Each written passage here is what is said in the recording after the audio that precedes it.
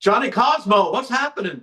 I mean, has it been 10 years or something like that when I had you on my podcast?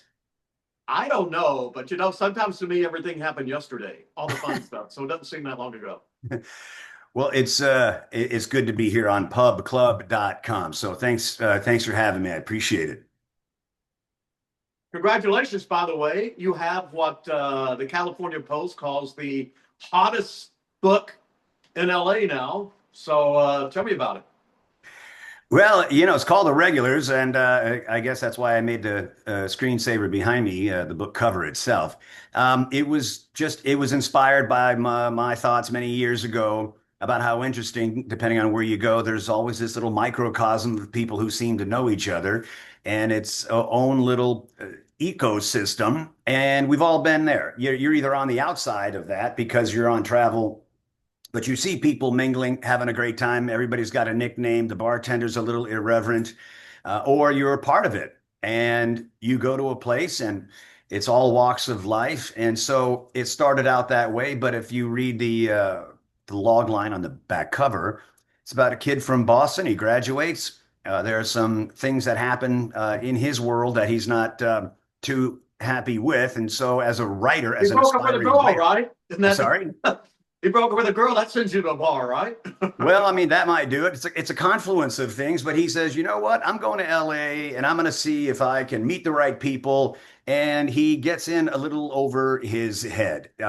So he's a little young, he's a little naive, and he thinks that just because he hears somebody say Paramount Pictures in the background, that he's definitely in the right place. And it's not necessarily the case. And so he has his adventures, he learns his lessons, and I'm happy with the way the book came out. A fictional character, right? But some of it based on personal experience, perhaps. Of course. I mean, a lot of fiction, there's something in there that is what's called thinly veiled autobiography. They say write about what you know. So you just take normal circumstances and you step it up and you make it more exciting and a little edgier just for the benefit of the reader. That was a Mark Twain line, right about what you know about. I say to myself all the time. Yeah, it's your strength and it's your passion, and you'll always put in the time if you're enjoying what you're doing.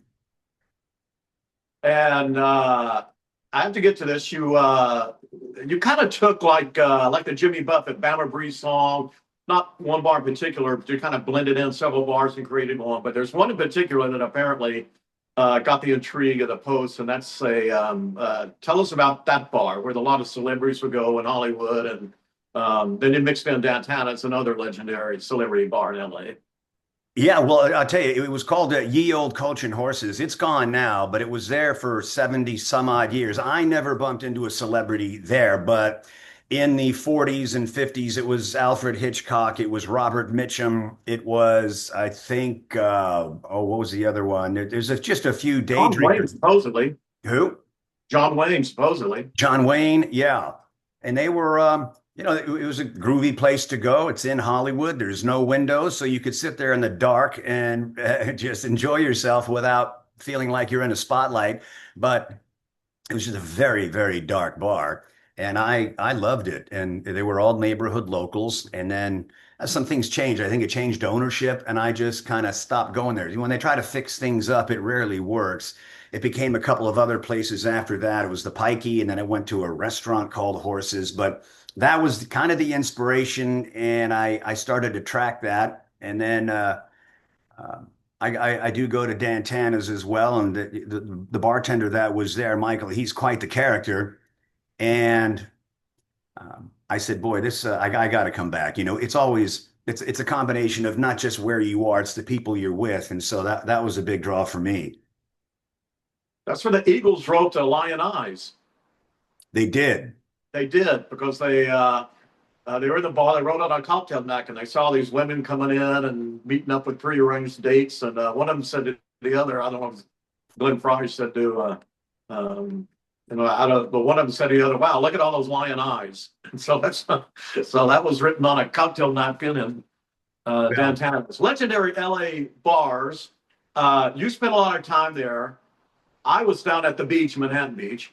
I Yeah. didn't make it up to those Hollywood bars all the time, but real pub club element that interests me about this novel and about the things that we have in common, though not the same places. Hangout bars. What do you think makes a great hangout bar? And that's basically what the guy you're writing about with the guy is, right? Just a hangout bar, trying to meet people and be friends, some place where you're comfortable. Yeah, typically to me, it's got to be local. I mean, it's no fun to get in your car and drive 40 miles to hang out and then try to find your way home. So the location is important. And what I always go for, my friends always give me a hard time about it, is I like darker places. I like place with little mood lighting. I don't necessarily need windows. I don't necessarily, I'm not a big live music guy because I don't want to shout at the people I'm with to, over the music. But there's some time-worn elegance in these bars. There's a patina in there that can only be established by being in business for a lot of years. It's not perfect. Sometimes it's got its quirk. There's two bar stools that don't function the way they should. They're teeter-totter or something like that. And so a lot of time, I like to go to a nice restaurant, but sometimes it's just fun to be comfortable, and it's an escape. It's escapism for a lot of folks. Remember those words, time-worn elegance. I might use that sometime because that's actually a perfect three-word description of a comfortable bar. Thank you. Did you come up with that off the top of your head, or is it? Well, originally I did. It's in the book. Oh, it's in the book. Okay. Well, Yeah, in fact, I think it's in chapter one. Well, when you go to joints like Bordner's in Hollywood or the Frolic Room, and you just know there, as I also say in the book, that place has been there forever, and the spirits they're not just in the bottles. There's a lot of almost a surreal mystery that goes there about, my goodness, the people that have drank here through World War II and on, or even in some joints, if you go to say a Musso and Frank, that's not quite the place I would use in my book, but I mean they survived the Depression. So did the Chateau Marmont. So there's a lot there. Did, so you had several hangouts, seems up there in Hollywood, as we would call it, speech people would call it. And we talked about that before on your show, but maybe run down 4 or 5 of the top of those type bars where people can learn where the celebrities went, the traditional LA haunts. Okay. Well, I've mentioned a couple of them. Coach and You said Horses is no Nissan longer. Franks, we know, but go ahead. Yeah, it's just a little more. Musso's a little more commercial, and it's more restaurant than it is bar. But I like Bordner's. I do like the Frolic Room. Barney's Beanery, Dan Tana's, and now when I would go to the beach a little more often, I like Shay J. Oh, Shay J's is off. For people who don't know, it's in Santa Monica. Sawdust on the floor. Peanut You talk shells. about a legendary LA haunt, and the bar is kind of slanted this way. So if you put your beer on it, it kind of leans. You know what I read and why that bar leans? When they had like a circus or something over by the Santa Monica Pier, they brought an elephant into the bar Ah, and it put its paws up there. Now I don't. That's on like this little. They have a little one pager about where JFK and Angie Dickinson would have their little tryst, and that back, on the way to the restroom, there's that one back booth with the curtain, and that's where I read that. Now that might be folklore. let's go with it. Yeah. And I would believe it at that place. It's a really cool spot in Santa Monica. That is one of my favorite LA bars, Shay J. I actually met Shay J. I met the guy. Uh-huh. And he was there. I was at Jim Murray's funeral, the late great sports writer for the LA Times. And he said Jim would put on a waiter's jacket and go around. Nobody knew who he was. He'd go around waiting on tables. Yeah, I think Chuck Connors maybe he drove his motorcycle into the restaurant, but that was just if you were a Santa Monica local. I know Sean Penn was a big fan. I don't think I've ever seen a celebrity. That's another thing too. If I don't see a celebrity at a bar, I don't consider my evening a loss. It's just every now and then you get people who want to be in a no-name bar. But Shay J would make my list. The cool people, you don't bother celebrities. You let them in there. I saw Tara Reid in her drunk days at Sharky's in Hermosa Beach. My friend was trying to bother her. I'm like, let her alone. I mean, what's different about her than us, so let them alone, right? Yeah, that's usually the right move. I mean, sometimes they do come in and they're okay. I'm always amazed at who's really rather pleasant and does not have any ego. There's no, do you know who I am? But I let them open that door. I don't think it's cool to sit beside somebody and go through the list of all of your favorite movies that they were in. They just want to do what we're doing, which is forget about the day for a few hours. That's right. Oh, before I forget, tell us where to get the book. All right. Very important. It's a little website called Amazon. I've heard of So, it. yeah, so you know what to do. You go to the search bar, you hit the books, and you put in Johnny Cosmo, the regulars, and it'll be right there. Well, that's fantastic. And I just think the thing that makes a neighborhood bar, and it seems like, and you mentioned going in with someone, sometimes if you just go in by yourself where you feel comfortable, but it's about the people Yeah. that make the bar, the people that are in there, the people that work there, the atmosphere is good. I like location. And like you, I like, beachy stuff, obviously, and more bright than dark, but it's the people that make it, right? For sure. And by the way, a lot of people ask, this is not uh, a novel about a bar. It's not a documentary about a bar. The bar is just the medium where these characters connect and stories grow from that. Sometimes if you step outside and have a cigar, or you step out back, or and you have a cigarette and you small talk with people, over time you get to know them.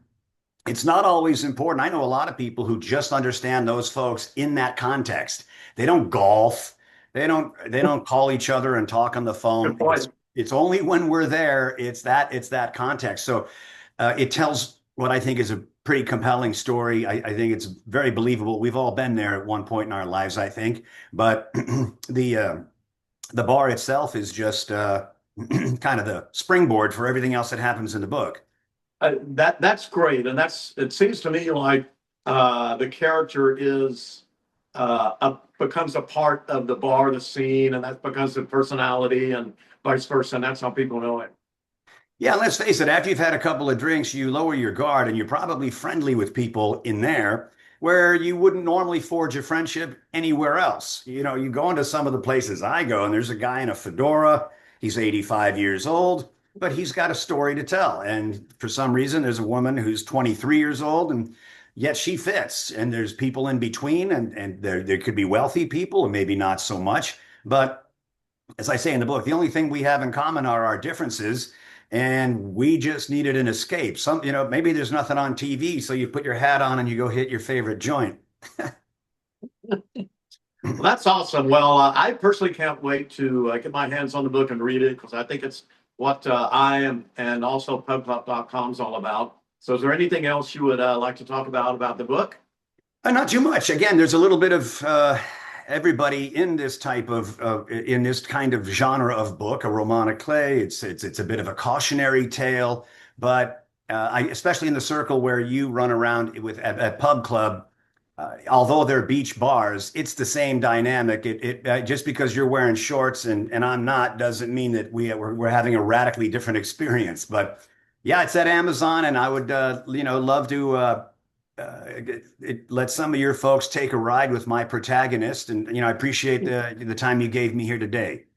Well, let me just tell you stuff about Johnny Cosmo, folks. When I did his radio show, after it's sober, he brought out a bunch of liquor and we drank and had a great time.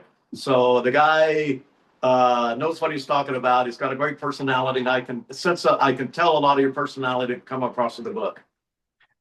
Thank you. Thanks, Kevin. And we'll see you next time you come up north a little bit. I know you're a beach guy. We'll hang out, and we'll have a good time at a couple of different spots. Sounds good. And same thing if you come down here to San Diego at Pub Club World Headquarters. And again, folks, it's the regulars on Amazon. You got it. All right. Kevin, I appreciate it. I'll be in touch. My pleasure. Good to see you again. All right. All right.